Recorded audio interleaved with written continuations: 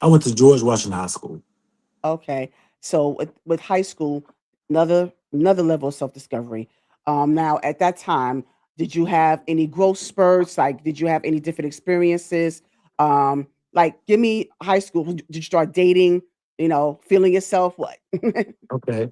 So yes, uh as far as the dating, I really didn't honestly start dating until I got in high school, really. Not really taking anything serious. But I did start dating in the ninth grade. I was with her for about maybe I say it's probably 11th grade. Then we kind of, took a little break and then we kind of got back together. And we were together even after school for maybe like 2 years. So I say altogether we were together for Oh, like 5 years. so that was your first love? Yeah, pretty much. Yeah, she was my first love. Oh, and you said five But years?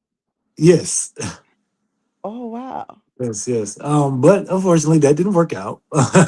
um, but I mean, that was okay, because it definitely showed it. It helped me to really, I guess, what can I say? Um, it really helped me to see myself. Put it that way. I guess. And how so? How so, Isaiah? Um, let's see. So I guess I could say I'm a very nice guy, put it that way. I would do anything for anybody. There's just me, my personality. I'm a genuine. You get what you see.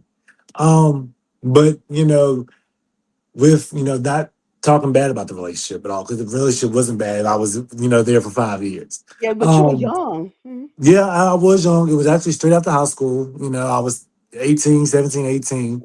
Wow. Still young, really, of course, with that being my first time to really started dating and being in a serious relationship, I didn't really have time to really venture out and try to, Yes.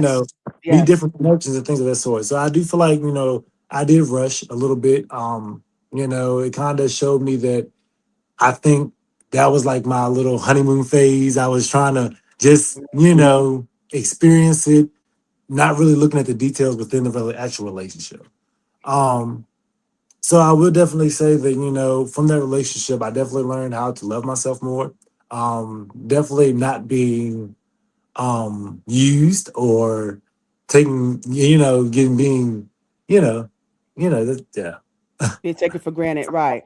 Yeah, absolutely, and I'm glad that you was able to put that into perspective, but because I think that, and I know a lot of people don't, it's not no shade to anyone because there's a lot of people that still are married to their high school sweethearts, they're still married Right. to their college sweethearts, but to me personally, I think that when you have those relationships that start out that early, it Right. has a lot of enduring, you have to endure so much, there's a Yes. lot of toxicity that don't have to that doesn't Right. have to happen if you just take the opportunity to date more because you can Right. date, dating and relationships are two different things. You can date other Yes. people and get to know, what your standards are and know what your worth is and understand Right. more about if that person is worthy of you. So I feel like you definitely need to explore more options and you have time to do that, Isaiah. So I'm glad that you're able to. I'm not sure what your status is. What matter of fact, what is your dating status? Since we almost on the Really? topic. Actually, I'm engaged. I have a fiance. Also Oh, with a 2-year-old son. oh, Yes, yes, Isaiah. yes, yes. Oh, okay. No, because what I was going to say, well, I mean, but this worked out for you. But what I'm just saying in general, you know, Right.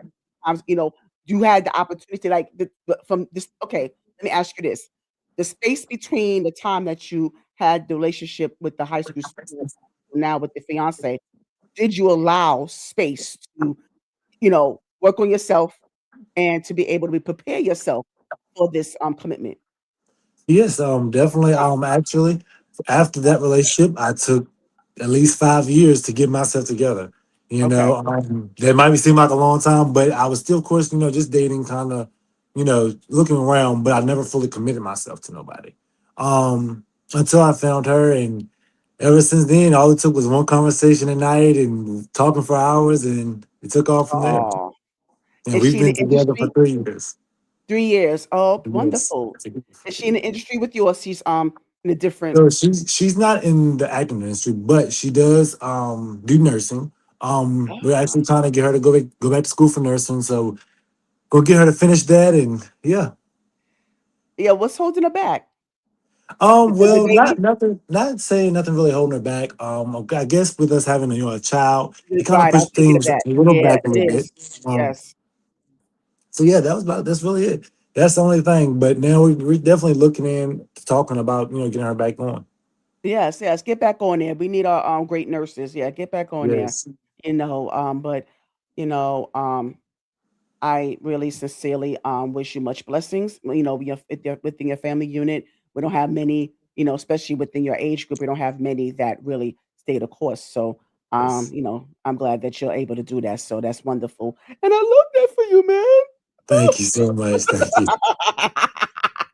Yeah. So coming out of high school, and did you mention your self discovery? Yeah, you did mention about self discovery during high school about how you navigate through relationships and how Yes. you are, developing more of your social skills. So Yep. that part.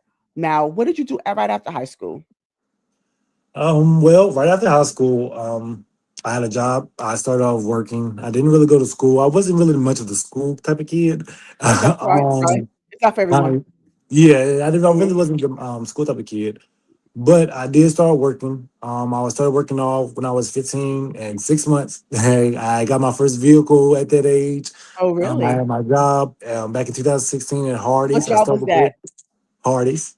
Hardee's. Oh, okay. Yeah. Somebody else So, worked at Hardee's too. I did an interview with. Yeah, Hardee's. Okay. yeah, so I started there. I was there for like maybe 2 years. And I definitely grew within that company very fast. I was a shift leader leaving out of there. But back then, Nice. the pay wage with Mm-hmm. on the lower end. So it was like, okay, I gotta find something better. So I definitely ventured off after the Hardee's and fast food. I always stayed in the food industry. That's also something that I have a passion for. I know it might sound a little weird, but Why would it be um weird? out- outside of acting, the Yeah, food that's not industry, weird at all. the food industry is where it's at. Yeah. I kind of like serving people. I love customer service. But I did venture off from that a little bit. Now I'm kind of more in the manufacturing warehouse type of facility. And I love that even better. My goal is to definitely move up as in supervision roles. That's what I definitely want to do as far as like a little side So that's your hustle. occupation now? That's your Yes, main right. okay. Yes. Oh, Yeah. you know what? Okay, I know why you said it's weird because of, how you used to be shy and antisocial, but now you just enjoy, interacting with people, so you develop more of your interpersonal skills. Yes. I So need I need some definitely, of those and because it, I and don't yeah, I still don't like people too much, so maybe you need to rub some that's of that how off it is. for That's me. how. Okay, Yeah, okay, but I'm I nobody. do. I do think being in the customer service field and just having that interaction with people all the time, being around people, it definitely opened me up. So now it's like, wow, I actually have a passion to actually lead people. So Nice. it's like I went from that shell of not really want to fool people, but to now want to be show people an example that they can follow, if that makes sense. Nice. Oh, Yes. okay. Oh, yeah, look at you. All right. You sound kinda high value to me, Isaiah. I love that. Yeah, so now, with that being said, about, just quickly touch on the leadership role. Mhm. Now, do you feel sometimes like when you have to lead people or supervise people, what is that experience like for you? Because you have some people who are very defiant, some who are, who may be because most of your subordinates are older, so they Right. stick to their ways. So what is your approach towards dealing with different type of personalities and how you um what is your approach towards conflict resolution and all that good stuff? Okay. Well, what I would say is it definitely is challenging. It takes a lot of patience, prayer. It takes all of that. All of that. Because sometimes when you put yourself in a shoe to actually be over top of people or have to manage people, it definitely can put you in a difficult situation because you don't know what attitudes you're going to deal with day from day. You don't know the type of personalities that you're going to have to deal with. Um, so I definitely one way that I like to address things like that. I always show a positive attitude. I always like to start the day off, like say for instance, I was leading my team. We get ready to work. I always start off with how is everybody feeling? How are you? You have any questions? You good today? How are you feeling? You know, how did you wake? Like, I like to get their feel of how their day is going before we even start the day. You know, kind of set the tone. I try to always reinforce positivity. You know, I try to not let the negative things, like even if we have negative people, I like to try to, pull them to the side, redirect them, tell them, hey, listen, hey, it's okay. Kind of give them a little breather, kind of help them, coach them through it. Because I'm a positive person. I like to smile. I'm happy all the time. At least I try to be. Mhm. um, so yeah. But we're dealing with situations with people, as far as in work. Honestly, I smile. I have a conversation with them. I get their point of view. I see their point of view of how they're feeling about it. I tell them my point of view, and we come to some type of solution. Okay, no, You know? yep, and And I it's think that is being wonderful. in a leadership role, Yeah, you got to be absolutely, able to keep your composure. So you absolutely. know, But and sometimes it's not. But honestly, Isaiah, and I get all that, and it's all fine and good, but sometimes it's not always realistic. I yeah, mean, that is true. right? Because I That is mean, did true. somebody? I mean, can you remember a time when you really were tested by someone? Like you really like they really took you there, or they really try to get you out your square. Oh yes, absolutely. Definitely. Yeah. Let's see. Well, I will say, okay, so definitely it was a time I was working at Tyson Foods, the chicken plant or whatever. Mhm. I was a lead team lead there. So I worked in that field for since they opened up in 2023, but I just recently left there for a new different position. But Okay. um, I was there from 2023 when they first opened. I was kind of very well known around the plant because I was one of the first ones that came in the plant. Coming into that leadership role like that. So I really didn't have as much backlash from people. But there were ones that came in there that tried to get over, not really wanting to do their job and things of that sort. Mhm. Um, and I know as far as any job, sometimes the management is not the best. Okay, and I kind of had dealt with that for a little while in that job, to where I didn't really have a backbone from that job as far as dealing with the employees. Mm. So there was a time, of course, there were certain things that employees would try to say that they weren't going to do, and I mean, of course, all I have to do is really tell them they either have to do it, or you go see my manager and talk to them. But a lot of times, I had to take those situations in my hands. Right. And I did have a situation one time where it didn't end up pretty good.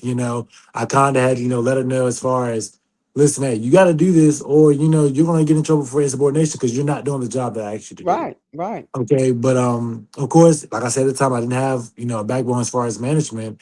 And she kind of got loud with me, in front of people, making it seem Mm. like I was the bad guy, Mm.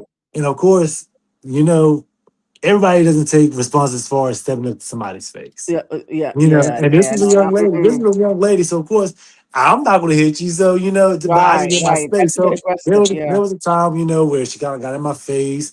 We had all my other employees, mind you, my line is still running. I got other employees kind of looking at that, taking the attention from off the line. So, I had to deal with that. With management, they came out there late and really didn't come up with a solution. Mm. Nothing was done with the employee. You know, it was just like a conversation after multiple times of me, reporting that something that went on with this lady. Wow. So it was just like, I definitely had to I had to walk off and get a breather. Yes. Put it that Yes. way. Yeah, because sometimes, like you said, it doesn't always turn out that way. It Especially when doesn't. you have employees, testing you as far as stepping in your face and things. And I think that leadership, when you say management and how they respond to these things, that's why I think that they need to have, the employees back more. They need to back them up a little bit more because when you don't Right. have that protection or that type of boundary with the employees and when it comes to leadership staff, yeah, and that's where it becomes more divisive. So, but I Yeah. thank you for sharing your perspective on that. And so it just seems like, you do kind of mesh well in Yes. that particular role. So, kudos to you on that.